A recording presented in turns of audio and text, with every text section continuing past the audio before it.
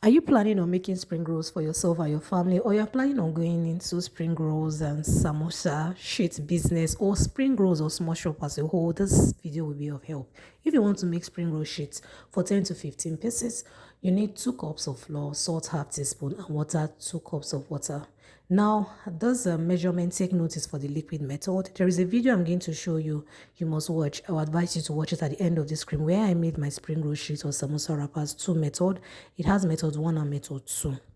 Method 2, you have more wrappers than method 1. So that is why the video comes in range. For 20 to 25 minutes, you have 4 cups of flour, salt 1 teaspoon, water 4 cups of water or 1 liter of water.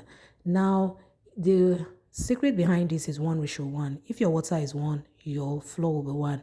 If your flour is 5 cups, your water will be 5 cups. You really need to watch that video. You will see how I measured it so that you won't make mistakes. Now, for 40 to 50 pieces of samosa or spring roll sheets or wrappers, you need 8 cups of flour or 1 kg, salt 2 teaspoons of salt, then water 8 cups of water or 2 liters of water. Now, this is what you need if you want to make samosa or spring roll sheets for 40 to 50 pieces, and maybe you have an order and you don't know the measurement.